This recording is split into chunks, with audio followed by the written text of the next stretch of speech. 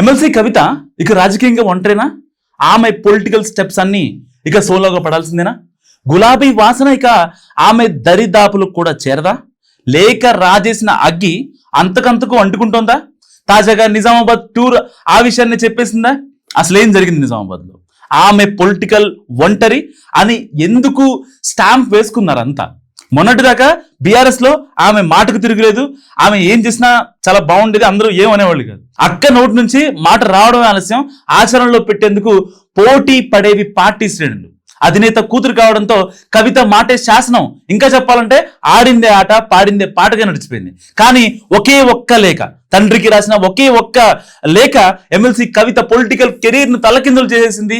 ఇన్నాళ్ళు ఆమె ఏ కార్యక్రమం చేసినా తెలంగాణ జాగృతితో పాటు బీఆర్ఎస్ క్యాడర్ వెన్నంటి ఉండేది.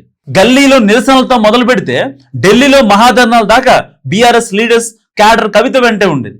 నిర్మోహమాటంగా మాట్లాడుకోవాలంటే కవిత సక్సెస్ వెనుక గులాబీ జెండా ఉందనేది ఎవరూ కాదనలేని సత్యం. అలాంటి జెండానే ఆమె కాదనుకోవడంతో వరుస పెట్టి కవిత కార్యక్రమాలు సత్తా ఏంటో తేలిపోతుందని అంటున్నారు పరిశీలకులు. బీఆర్ఎస్ లోని పరిణామాలను ఉద్దేశిస్తూ కేసీఆర్ కు లేఖ రాయడంతో పాటు ఆ తర్వాత మీడియా చిట్ చాట్ లో పరోక్షంగా పార్టీ వర్కింగ్ ప్రెసిడెంట్ కేటీఆర్ ని ఉద్దేశించేసిన వ్యాఖ్యలతో కవితకు గులాబీ బంధం తెగిపోయింది. పార్టీ క్యాడర్ ఆమె వైపు చూడటం మానేసింది. తెలంగాణ జాగృతి కార్యకలాపాలను ఉధృతం చేసిన కవిత కొత్త కార్యాలయం ఏర్పాటుతో పాటు కేసీఆర్ కు మద్దతుగా ఇందిరా పార్క్ దగ్గర మహాధర్నా చేశారు. కాళేశ్వరం కమిషన్ కేసీఆర్ కు నోటీసులు ఇవ్వడాన్ని నిరసిస్తూ ఆ మహాధర్నా చేసింది కవిత. కానీ ఆ ప్రోగ్రామ్ లో ఎక్కడ గులాబీ జెండా అసలు మచ్చు కూడా కనపడలేదు, పార్టీ స్లోగన్ కూడా వినిపించలేదు. అసలు కేసీఆర్ కు మద్దతుగా చేసిన ధర్నాలో గులాబీ జెండాలు కనిపించకపోవడం ఏంటి? పార్టీ నాయకులు కాదు కదా, కనీసం కార్యకర్తలు కూడా కనిపించకపోవడం ఏంటని అప్పుడే మాట్లాడుకుంటున్నారు అంతా. కవితకు గులాబీ జెండాకు బంధం తెగిపోయినట్టేనా అని ఆ మహాధర్నా తర్వాత ఫిక్స్ అయిపోయారు చాలా మంది. అదంతా ఒక ఎత్తు అయితే, కవిత సొంత జిల్లా ఎంపీగా ఆమె ప్రాతినిధ్యం వహించిన నిజామాబాద్ టూర్ లో కనిపించిన తాజా దృశ్యాలు, ప్రచారాలు, ఇంకా ఆవిడ మీద అనుమానాలకు 100% స్టాంప్ వేసాయట. హైదరాబాద్ అంటే సరే పెద్దోళ్ళ ప్రభావం ఉంటుంది, కానీ సొంత జిల్లాలో ఏమైంది? అక్కడ సైతం ఒక్క బీఆర్ఎస్ కార్యకర్త కూడా కవిత వెంట రాలేదంటే ఇక పార్టీ ఆమెను పూర్తిగా పక్కన పెట్టేసినట్టేనని మాట్లాడుకుంటున్నాయి రాజకీయ వర్గాలు. 2 రోజుల పాటు నిజామాబాద్ జిల్లాలో పలు ప్రైవేట్ కార్యక్రమాల్లో పాల్గొన్నారు కవిత.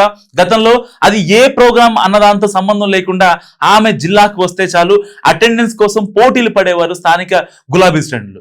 అలాగే తనకంటూ కొంత వర్గాన్ని మెయింటైన్ చేసేవారు ఆమె. ఇప్పుడు వాళ్ళు లేరు, వీళ్ళు లేరు. ఒక్క బీఆర్ఎస్ నాయకుడు కూడా ఎమ్మెల్సీ వెనకాల కనిపించట్లేదు. ఇది నిజంగా నగ్న సత్యం. ఇది గతంలో సొంత జిల్లాలో అడుగుపెట్టిన దగ్గర నుంచి తిరిగి హైదరాబాద్ బయలుదేరే వరకు వెంట ఉండే వాళ్ళంతా ఇప్పుడు దూరం అయ్యారు.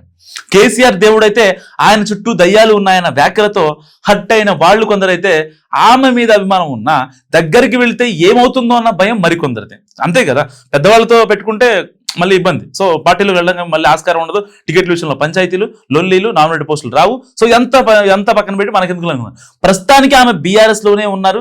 కవిత ప్రోగ్రామ్ కు వెళ్ళకూడదనే పార్టీ నుంచి కూడా ఎలాంటి అధికారిక ఆదేశాలు ఇవ్వలేదు. అయినా సరే ఎందుకు వచ్చిన గొడవ అనుకుంటూ ఎవరి జాగ్రత్తలో వాళ్ళు ఉంటున్నారట నేతలంతా. సో ఆవేశపడి ఇప్పటికిప్పుడు కవిత వెంట నడిస్తే తర్వాత తమ రాజకీయ భవిష్యత్తు దెబ్బతింటుందన్నది అందరి భయంగా తెలుస్తుంది. అటు కవిత సైతం తన వెంట నడవమంటూ ఎవరిని ఒత్తిడి చేయట్లేదు. సో ఈ పరిణామాలన్నింటినీ చూస్తుంటే ప్రస్తుతానికి రాజకీయంగా కవిత ఒంటరి అయినట్టే కనిపిస్తుంది. మొన్నటి ధర్నా గాని, తాజా నిజామాబాద్ టూర్ గాని, ఈ 2 ఒకే విషయం చెబుతున్నాయి, కవిత ఒంటరి అయిందని. నిజంగా కవిత ఒంటరి అయిందని మీరు అనుకుంటే నా కామెంట్ రూపంలో చెప్పండి.